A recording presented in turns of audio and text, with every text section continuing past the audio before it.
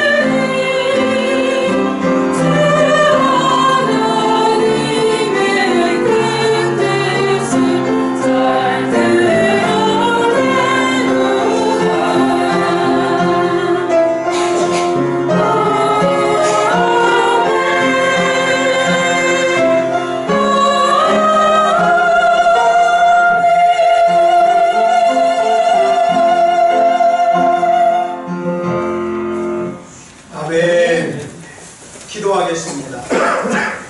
사랑의 아버지 하나님 감사합니다. 이 시간에도 우리가 비록 두 발을 이 땅을 딛고 살지만 하나님 나라의 시민권을 가지고 하나님의 자녀로서 살아야 되는데 우리가 그 하나님 나라의 법을 잘 알게 하시고 하나님의 법대로 살게 해 주시옵소서. 이 시간 우리 하나님께서 은혜 가운데 인도해 주실 줄 믿사오며 그리스도 예수님의 이름으로 감사하며 기도드렸사옵나이다. 아멘. 네, 우리 같이 인사 나누겠습니다. 일주일 동안 수고하셨습니다. 은혜 받고 돌아갑시다. 네, 이 시간에는 열왕기상 18장 1절부터 2절 말씀까지 읽었습니다. 말씀의 제목은 나를 비우고 주님을 채우는 훈련입니다. 나를 비우고 주님을 채우는 훈련. 먼저 오늘 본문 1절 말씀을 우리 다시 한번 읽겠습니다. 시작. 많은 날이 지나고 제3년에 여호와의 말씀이 엘리야에게 임하여 이르시되 너는 가서 아합에게 보이라. 내가 그를 지면에 내리리라. 여기 본문을 보면 드디어 3년 만에 하나님의 말씀이 아합에게 임하여 아합 왕에게 나아가라는 거예요. 그래서 엘리야는 그동안 기거하고 있던 시돈을 떠나서 다시 이스라엘을 향하여 약 120km 되는 그 거리를 걸어서 돌아갑니다.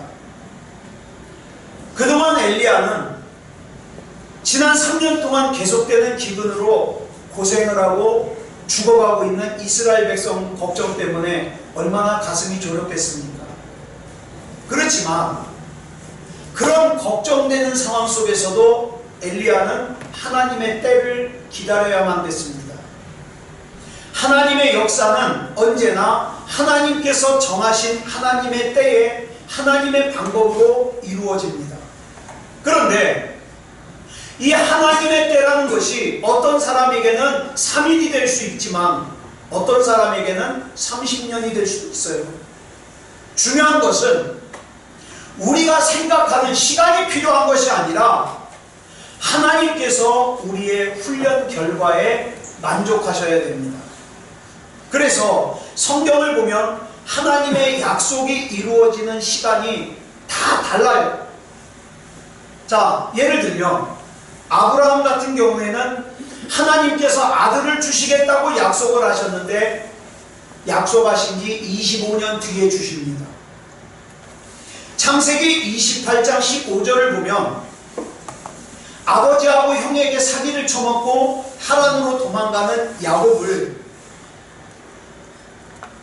사닥다리 꿈을 통해서 만나주신 하나님께서 야곱에게 이렇게 약속하십니다. 시작. 내가 너와 함께 있어 내가 어디로 가든지 너를 지키며 너를 이끌어 이 땅으로 돌아오게 할지라. 이 약속은 22년이 지난 뒤에 이루어집니다. 창세기 37장에서 해와 달과 11별이 자기에게 절을 하는 꿈을 꾸었던 요셉은 그로부터 13년이 지나서야 그 약속이 이루어집니다. 그럼 우리는 여기서 이런 질문을 하게 돼요. 왜 하나님께서는 이렇게 우리로 하여금 기다리게 하실까? 그때 빨리 이루어 주시면 얼마나 좋아요? 하나님은 왜 이렇게 우리를 기다리게 하실까? 혹시 하나님이 그 약속을 곧바로 행하실 능력이 없어서 그러나? 아닙니다. 우리 하나님은 그 약속을 곧바로 이루실 능력이 있습니다. 그러면 왜 기다리게 하실까요? 이유는 우리 자신을 비우게 하는 거예요. 비우라는 거예요. 이걸 또 다른 말로 말하면 내려놓는다 그러죠. 내려놓는다. 이렇게 자기 자신을 비우는 것이야말로 자기 자신을 내려놓는 거야말로 영적인 신앙생활의 시작입니다. 어떤 사람은 교회를 수십 년 다니지만 이 비우는 거 못해요. 내려놓는 거 못해요. 그 신앙생활도 자기 중심이에요. 자기 기분이 좋으면 좋고 자기 기분 나쁘면 나쁜 거예요. 왜? 비우질 못해서, 내려놓질 못해서. 그래서 내가 뭐 좀 다른 사람보다 더 많이 안다고, 내가 다른 사람보다 뭘 좀 더 가지고 있다고, 내가 다른 사람보다 뭐가 조금 더 잘났다고 생각하는 순간부터 영적 생활은 삐딱선을 타는 거예요. 아브라함은 지난 75년 동안, 태어나서 75년 동안 살아온 익숙한 갈대아 우르를 떠나무를 통해서 자기 자신을 비우는 것을 실천합니다. 이 비움을 통하여 자기가 하나님만 신뢰하고 하나님만 의지하고 하나님만 순종하고 있음을 증명하는 거예요. 여러분, 아브라함에게 있어서 가장 큰 비움은 100살에 낳은 아들 이삭을 제물로 드리는 거죠. 자, 그 전까지는 하나님으로 가득 차 있던 아브라함의 가슴에 100살의 아들을 낳고 나니까 이 늦둥이 아들이 그곳을 차지하기 시작했어요. 어느 순간인가부터 하나님은 온데간데 없어지고 늦둥이 이삭이 내 가슴을 다 차지하고 있더라고요. 그래서 하나님께서는 그 아들 이삭으로 가득 차 있는 아브라함의 가슴을 비우게 하기 위해서 어떻게 합니까? 그 100살에 난 아들 이삭을 모리아산으로 데리고 가서 번제물로 바치라고 해요. 여러분, 20세기 최고의 강해 설교자, 그러면 영국의 마틴 로이드 존스 목사님을 꼽습니다. 이분의 그 설교 지문이요, 아주 대단히 어려우면서도 굉장히 깊은 진리를 품고 있어요. 근데 이분이 원래 의사예요. 의사도 보통 의사가 아니라 왕립 의사예요. 여러분, 영국에서 왕립 의사라 그러면 인정받는 의사예요. 그래서 최고의 권위도 가지고 실력도 인정받는 그런 의사예요. 그래가지고 이 마틴 로이드 존스 목사님은 가만히 있어도 어떻게 해요? 명예와 돈과 실력이 따라다녀요. 그런데 그런 분이 어느 날 하나님으로부터 너는 복음을 전하는 목사가 되라, 이런 사명을 받게 돼요.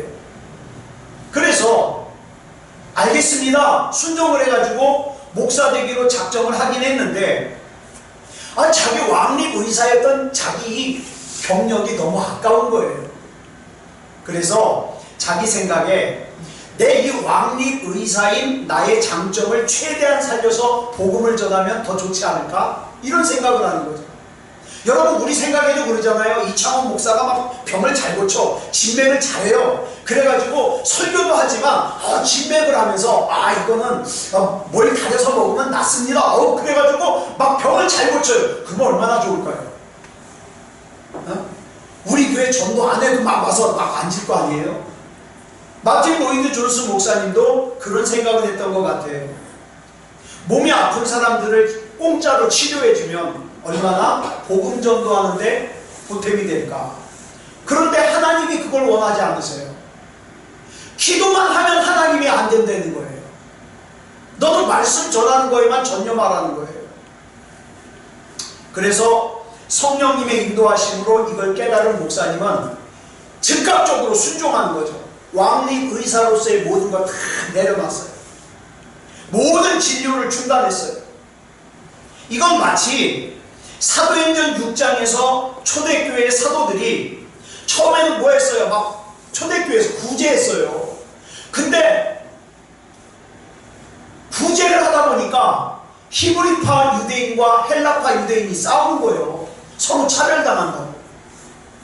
그러다 보니까 이 사도들이 우리가 진짜 해야 될 일은 복음을 전하는 건데 이거 구제하다가 쌈박질하고 이거 하다 시간 다 가서 안 되겠다. 그래서 어떡합니까? 7명의 집사님을 뽑아가지고 어떻게 해요? 구제하는 모든 것은 이 집사님들이 다 하라고.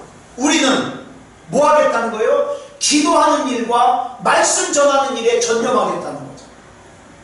이 마틴 로이드 존스 목사님 이 얘기를 읽으니까 이 생각이 나는 거예요. 그래가지고 이 마틴 로이드 존스 목사님이 복음을 전하는 일에만 전념했습니다. 그러자 하나님께서 그에게 놀라운 설교의 능력을 주시는데 20세기의 사도 바울이에요. 얼마나 성경을 갖다가 잘 해석하고 얼마나 강의 설교를 잘하는지 몰라요. 자, 여러분 기억하세요. 하나님께서 비우기를 원하시면 그거 비우는 게 능력이에요. 이건 안 됩니다. 이건 절대 하나님도 못 건드립니다. 약해지는 거예요. 1996년 곽선희 목사님이 프린스턴 대학에서 상을 받으셨어요. 그래서 상을 받으러 갔다가 그 근처에 있는 곽선희 목사님이 공부한 풀러신학대학에 잠시 방문을 했어요.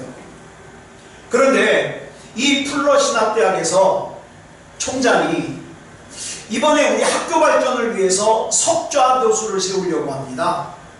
근데 이 석좌 교수를 한 사람 세우는데 필요한 돈이 100만 불입니다. 그러니까 곽선희 목사님이 심우하시는 소망교회에서 이 석좌 교수 한 분을 세울 수 있는 것을 좀 후원해 주셨으면 좋겠습니다. 요청을 받아요. 석좌 교수가 뭐냐면요, 어떤 기업이나 어떤 개인이 기부하잖아요. 돈을 기부하잖아요. 그러면 그 기부한 자금을 가지고 학문적으로 탁월한 업적을 이룬 그런 분을 갖다가 초빙을 해가지고 그 학교의 석좌 교수로, 그래서 이분은 경제적인 일이라든가 생활일이라든가 연구비 같은 거 걱정하지 않고 그 연구에 전념할 수 있도록 학교에서 지원해 주는 거예요. 그 교수를 석좌 교수라고 해요. 자, 그런데 미국에서 돌아온 이 곽선희 목사님이 이 문제를 놓고 기도하다가 당시 참존 화장품의 그 김광석 장로님하고 이 문제를 얘기를 합니다. 그랬더니 이 김광석 장로님이 그 당시 100만 불이면 우리 돈으로 8억 4천만 원 돈 돼요. 이 김광석 장로님이 목사님 그거 제가 하겠습니다. 거기서 그렇게 대답을 해요. 그리고 나서 이 김광석 장로님이 그 돈을 마련하기 위해서 자기 소유의 건물을 하나 팔려고 내놨어요. 그랬는데 그때 마침 불어닥친 IMF 때문에 건물이 팔리질 않아요. 그러면서 환율이 올랐잖아요. 그때 크게 100만 달러에 8억 4천만이었던 게 순식간에 9억 4천만 원이 되는 거예요. 1억을 더 보내야 돼요.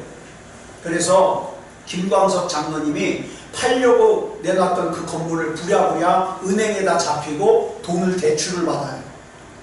그래서 9억 4천만 원을 목사님을 통해서 미국 풀러신학교에 보냅니다. 자, 이 김광석 장로님이, 여러분 이 9억 4천만 원이면 굉장히 큰 돈 아니에요? 이 큰 돈을 거침없이 이렇게 내놓을 수 있었던 이유는 평상시에 11조 생활을 제대로 한 훈련을 받았기 때문이죠. 여러분, 이분이 어느 날 그 11조 생활을 잘하고 있었는데 친구가 하나가 장난하느라고 농담으로 자네 예수 잘 믿나? 아, 잘 믿는다고. 그럼 11조, 예수 잘 믿는 사람들 11조 잘하던데 자네 11조 생활 잘하나? 아, 나 잘하고 있다고. 그랬더니 어디서 들은 게 있나 봐요. 말라기 3장 10절 얘기를 하면서 그러면 자네 성경에 말라기 3장 10절에 11조로 하나님을 시험해보라고 그랬으니까 자네도 한번 시험해보게? 그리고서 농담을 했어요. 근데 이 김광석 장로님이 그 말을 농담으로 받아들인 게 아니라 정말 한번 시험해볼까? 이런 생각이 드는 거죠. 그래서 그래, 그 다음 주부터 11조를 10의 2조를 하는 거예요. 2배를 하는 거죠. 그리고 시험을 했어요. 그랬는데 이 당시 참존 화장품이요, 한 달 매출을, 그러니까 한 달 판매 수익이, 얻어지는 이익이 1억이었는데 10의 2조를 하고 나서부터 8억이 됐어요. 그러니까 이 김광석 장로님이 놀래가지고 뭐라고 기도했냐면, 하나님, 제가 다시는 하나님 시험하지 않겠습니다. 이렇게 기도했다는 거예요. 그러던 차에 곽선희 목사님이 100만 불의 헌금을 말씀하셔서 기쁨으로 드렸죠. 그런데 하나님은 이것 역시도 그냥 지나가지 않았어요. 그 2년 뒤에 여러분 아마 보신 분들 있을 거예요. 1998년도에 MBC에서 방송하는 성공시대라는 프로그램에 이 김광석 장로님이 출연을 했어요. 여기를 출연하고 나서 이 방송, 여러분 방송 효과는 참 큽니다. 여기에 출연하고 나서 하나님께서 이 김광석 장로님이 하나님 앞에 드렸던 100만 불의 수십 배를 벌게 해주셔요. 수십 배. 지금 이 이야기를 드리는 것은 여러분들에게 여러분도 이제 앞으로 10의 2조를 바치십시오, 그 얘기 절대 아니에요. 이창원 목사가 또 오늘 헌금 바치라고 얘기하나? 그거 절대 아니에요. 뭘 말씀을 드리느냐? 많은 사람들이 11조를 특히 그리스도인들이요, 돈 놓고 돈 먹기로 이해하는 사람들이 많아요. 그래가지고 아까 그 10의 2조처럼, 그래? 그럼 내가 10의 2조, 10의 3조를 내가 하면은 나 돈 더 많이 벌게 해줄까? 그래가지고 사람들이 뭐에 열광을 했느냐? 그 김미진 간사의 왕의 재정학교. 저 이거 여러 사람한테 얘기 들었어요. 자기도 그거 한다고. 그럼 저는 물어봐요. 왜요? 11조 잘하면 하나님이 부자 되게 해주신대. 그럼 그 목적이 어디 있는 거예요? 부자 되는 데 있는 거예요. 아닙니다. 나는 단호하게 얘기해요. 그걸 잘못 알고 있다고. 11조는 하나님 앞에서 돈 놓고 돈 먹기가 아니라 하나님 앞에서 내려놓으라는 거예요. 내려놓으라는 거. 비우라는 거예요. 여러분, 장사하는 사람이 제일 비우기 힘든 게 뭐예요? 내려놓기 힘든 게 돈이에요. 돈. 장사하는 사람만 그래요? 저와 여러분 다 그래요. 내 주머니에 일단 들어온 돈은 어찌나 나가는 게 아까운지. 내가 먹고 내가 쓰는 건 괜찮은데 그 외의 걸로 나가려면 얼마나 아까운지 모르잖아요. 예? 그래서 하나님께서는 장사하는 사람이 김광석 장로님에게 제일 비우기 어려운 거, 제일 내려놓기 어려운 거, 돈을 내려놓으라고 요구하시는 거예요. 그래 순종했더니 하나님께서 책임지시더라. 여러분, 하나님께서는 엘리야의 속을 비우기 위해서 지난 3년 동안 훈련을 시켰어요. 그리고 그 훈련의 과정은 한마디로 뭐예요? 기다림, 순종. 다시 말씀드립니다. 하나님의 역사는 하나님의 정하신 때에 하나님의 방법으로 이루어집니다. 그런데 하나님의 정하신 때라는 것이 우리가 생각하는 그런 시간이 아니라 하나님이 나에게 만족하셔야 돼요. 내가 훈련받은 거에 만족하셔야 돼요. 그러므로 우리는 하나님께서 정하신 하나님의 때를 기다리며 살아가는 자세를 배워야 돼요. 하나님의 역사는요, 내 계획이나 내 노력으로 이루어지는 것이 아니라 하나님께서 정하신 하나님의 때까지 전적으로 하나님을 신뢰함으로 순종함으로 기다리는 것으로 이루어져요. 근데 참 이 기다리는 게 힘이 듭니다. 많은 사람들이 기다리다가 엎어져 버려요. 그래서 우리에게는 기다리는 성품과 기다리는 훈련이 필요해요. 기다림이 없이는 열매가 맺어지지 않아요. 전 잘 모르는데 책에 보니까 어떤 버섯은요 6시간이면 다 자란대요. 6시간. 엄청 빠르죠? 막 쑥쑥 나와요. 6시간. 호박은 6달이면 다 자란대요. 호박은. 근데 참나무는 어느 정도 이거 참나무네? 이렇게 알아보기까지 6년이 걸리고요. 제대로 된 건실한 참나무가 되려면 100년 이상이 걸린대요. 100년. 자, 그러면 여러분 보자고요. 100년 이상이 걸려서 건실하게 자란 참나무와 6시간 만에 자란 버섯이 같을 수는 없잖아요. 그죠? 같을 수는 없어요. 그러니까 저와 여러분이 하나님 안에서 참나무 같은 인물이 되려면, 그렇게 하나님 앞에 쓰임받으려면 절대 조급하면 안 돼요. 나는 끝났어. 내 인생은 끝났어. 조급하면 안 돼요. 영성신학 교수이면서 유명한 영성운동가인, 아마 이분 책들 여러분 많이 보셨을 거예요. 리차드 포스터라는 분이 있어요. 이분이 이런 말을 했어요.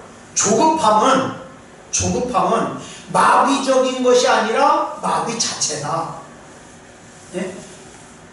마귀가 역사하는 것이 아니라 마귀 자체라 이 말이에요. 조급함은. 그래서 사도 야고보는 야고보서 5장 7절에서 이렇게 권고합니다. 시작. 형제들아, 주께서 강림하시기까지 길이 참으라. 언제 이루어질지 모르는 주님의 역사, 언제 우리 앞에 펼쳐질지 모르는 주님의 섭리를 우리는 기다려야 돼요. 이게 바로 오늘 본문 말씀이 주시는 교훈이에요. 신약성경 누가복음 4장 14절로 15절을 보면 예수님께서 능력과 기적을 행하신다는 소문이 온 이스라엘 전역에 퍼졌어요. 그래서 그 소문을 듣는 사람들마다 예수님께 나와가지고 예수님 말씀 듣고 성령 충만하고 그렇게 은혜를 받았죠. 그런데 성경에 보니까 그 소문을 들은 곳들 중에서 유독 한 곳만이 예수님을 인정 안 해요. 그게 어디예요? 16절을 보니까 예수님이 태어나신 고향 나사렛. 여긴 예수님을 인정 안 해요. 왜요? 내가 저 예수라는 사람의 어린 시절 내가 다 알고 있다 이 말이에요. 내가 저 예수라는 사람의 가족도 다 알고 있다 이 말이에요. 이 말씀이 우리에게 뭘 말씀해 주느냐? 우리에게 익숙한 것이, 우리에게 너무 익숙한 것이 우리 신앙생활을 방해할 수 있다. 방해할 수 있다. 자기가 예수님을 너무 잘 알고 있다고 생각하기 때문에 예수님을 받아들이질 않는 거예요. 여러분, 우리 신앙생활에 있어서 무서운 게 뭔지 아세요? 습관화된 내용 없는 신앙생활. 어려서부터 설교를 들어가지고 설교 내용은 빠삭해요. 왜 성경에 대한 지식도 많아요? 문제는 하나님을 만난 적이 없어요. 그래서 앞에서 설교하면 나 저 내용 알아. 저거 성경 어디 나오는 거야? 알아요. 근데 하나님은 못 만나요. 이게 문제예요. 그 습관화된 내용 없는 신앙생활이 우리의 신실한 믿음을 방해할 수 있다. 하나님을 못 만나고.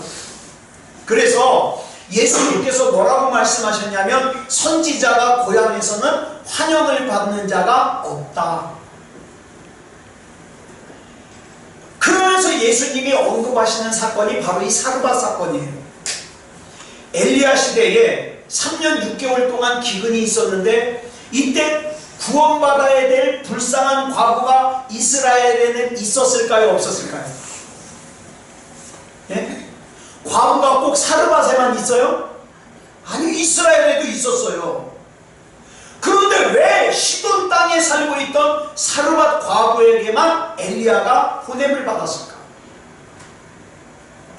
엘리사 때도 마찬가지예요. 이스라엘에 나병 환자가 있을까요? 없을까요? 있을 거예요.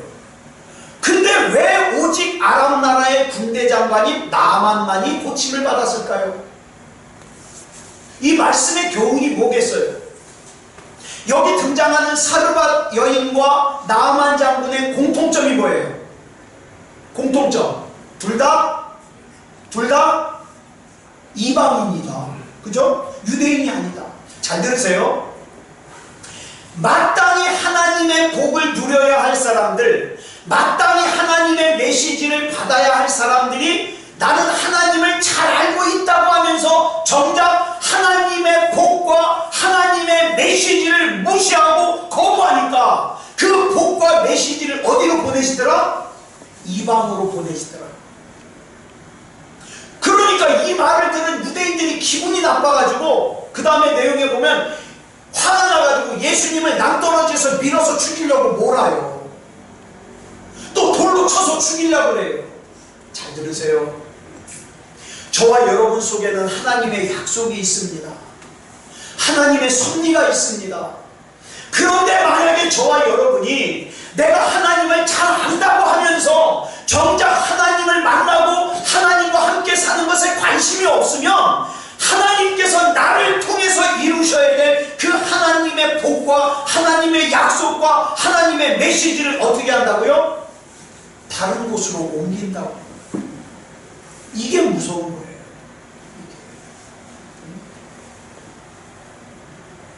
그러면 하나님께서 이것을 이렇게 다른 사람에게 옮긴 이유가 뭘까요? 유대인들이 제사를 잘 안 드렸나요? 제물을 잘 안 드렸나요? 아니요. 유대인들은 제사 꼬박꼬박 드려요. 예? 제물로 태우는 번제의 연기도요 끊이질 않아요. 그런데 왜 하나님께서 이스라엘에게로 가야 될 복과 메시지를 이방으로 옮겼을까요? 중요한 게 빠졌어요. 그 중요한 게 뭐냐면 마음입니다. 마음. 우리 지난 금요일날 3주에 걸쳐서 마음에 대해서 우리 나눴죠. 여러분 혹시라도 그거 안 들으신 분 있다면 보내드린 거 꼭 들으세요. 아주 중요해요. 마음은 너무 중요해요.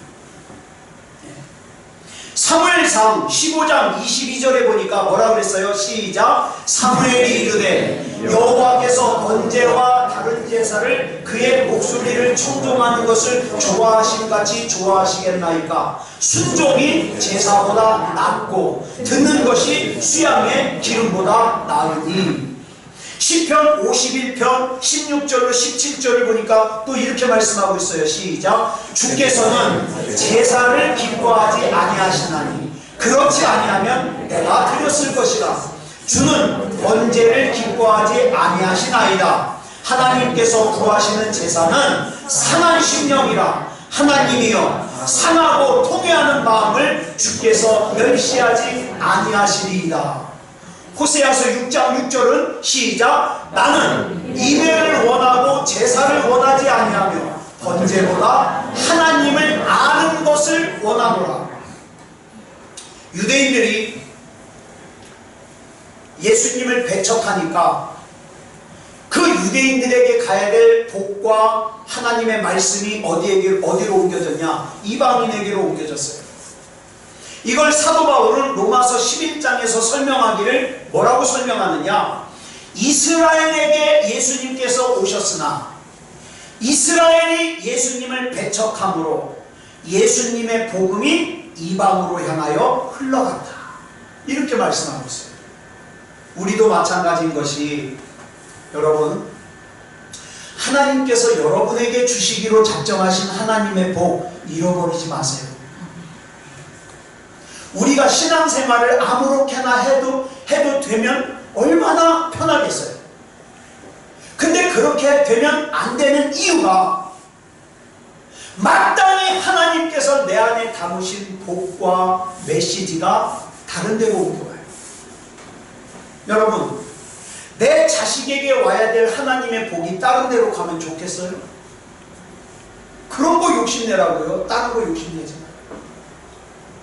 하나님께서 예배를 통해서, 말씀을 통해서 하나님의 뜻, 하나님의 계획, 하나님의 섭리, 하나님의 약속을 우리에게 주시고자 하시는데, 우리가 그 하나님을 만홀히 여기고, 예배를 만홀히 여기고, 기도를 만홀히 여기고, 말씀을 만홀히 여기고 무시하면 하나님께서는 우리 안에 담으시려고 했던 그 하나님의 뜻, 하나님의 계획, 하나님의 섭리, 하나님의 약속을 다른 사람에게 흘려보내신다는 거예요.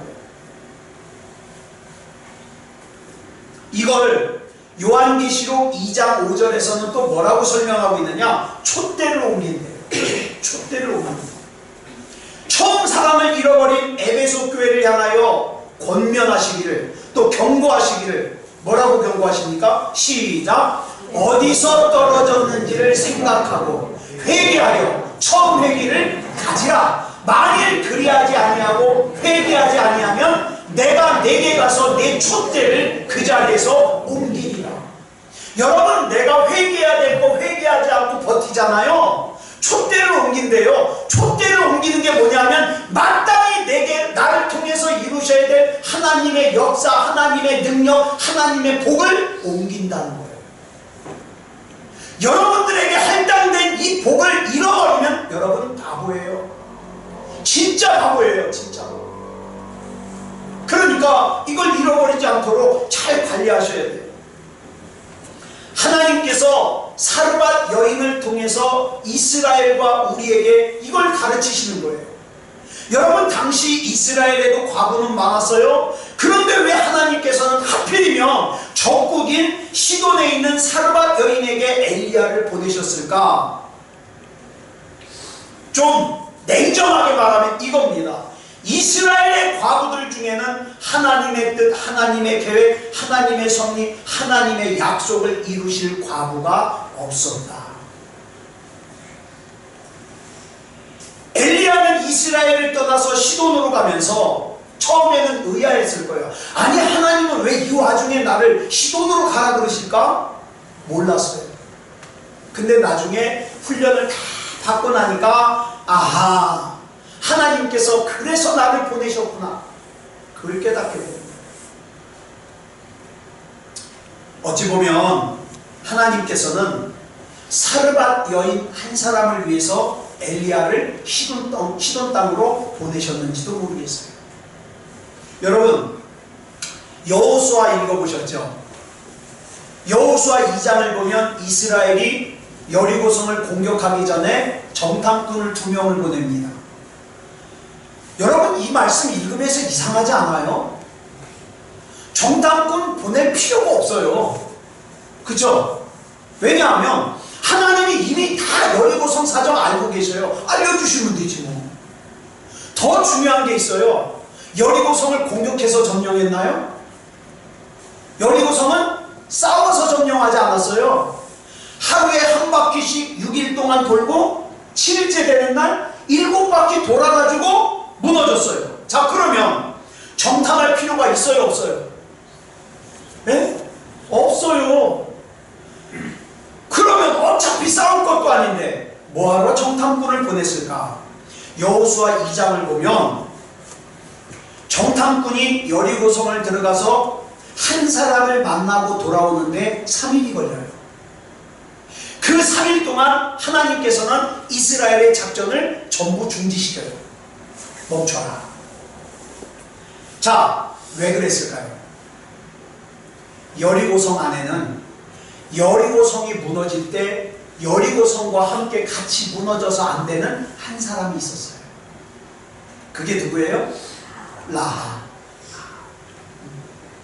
이 한 영혼 기생 라합을 구원하기 위해서 하나님께서는 정탐을 시킨 거고, 그 다음에 3일 동안 모든 작전을 중단시킨 거예요.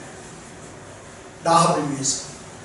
여러분, 요한복음 4장을 보면은 예수님께서 사마리아의 한 우물가에서 한 여자를 만나죠. 당시 유대인들은 갈릴리로 갈 때 사마리아를 관통해서 가면 3일 걸려요. 근데 사마리아를 관통하지 않고 둘러서 가면 6일 걸려요. 곱빼기로 걸려요. 그러면 여행 경비도 많이 들죠. 힘들죠.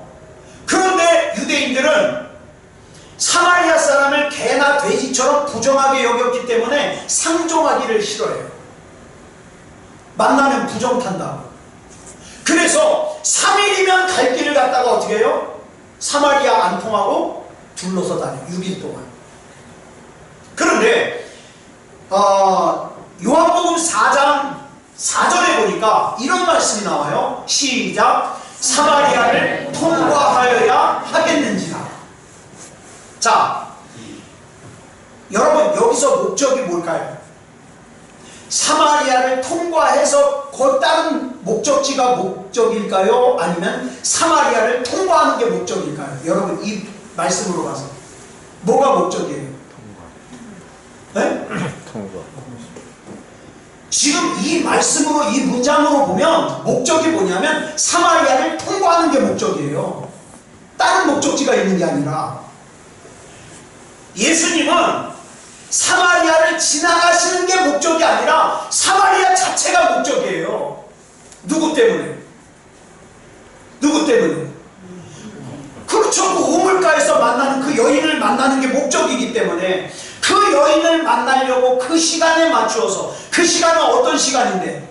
다른 사람들은 더워서 밖에 나오기를 꺼려하는 시간인데, 그 불편한 시간에 예수님이 그 우물가에 먼저 가서 기다리고 계십니다.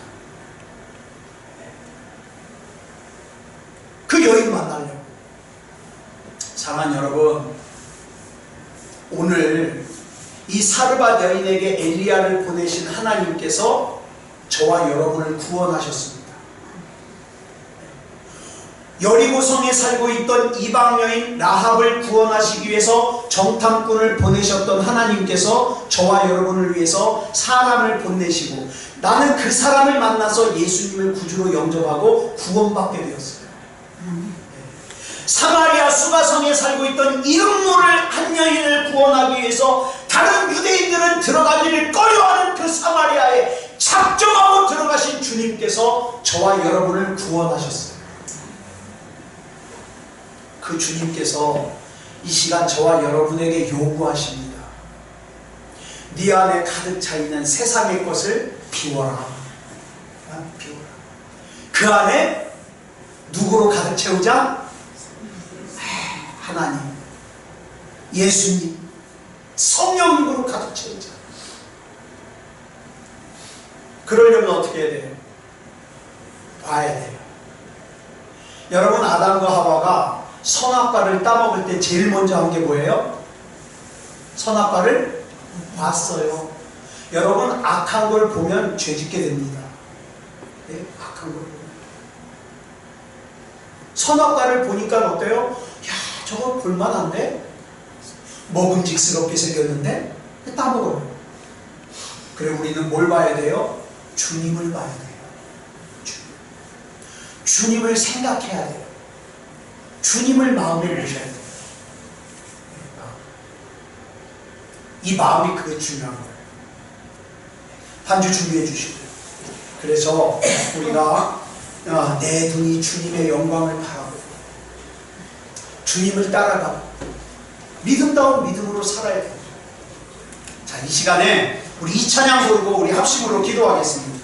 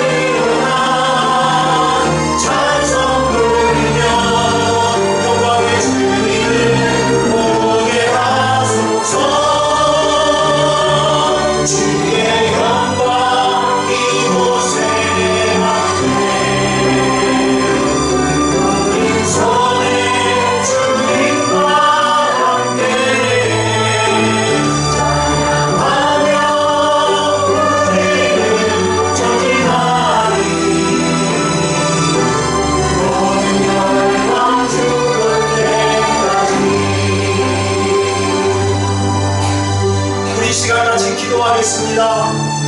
하나님, 나 사는 동안에 주님만 보게 해주시옵소서.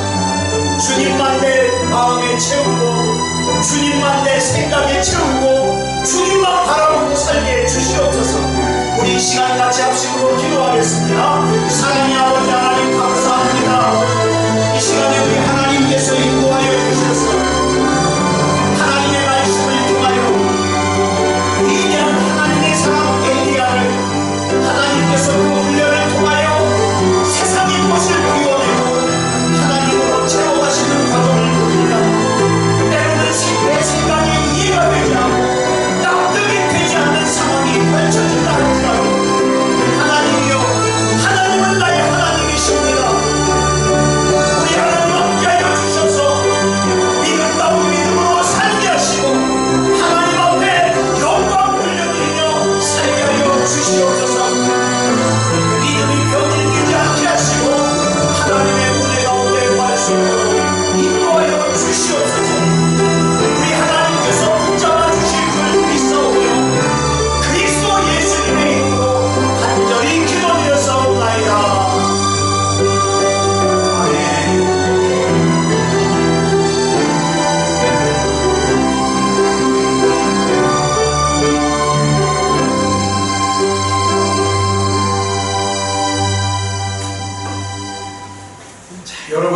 손을 얹으시고 기도하겠습니다.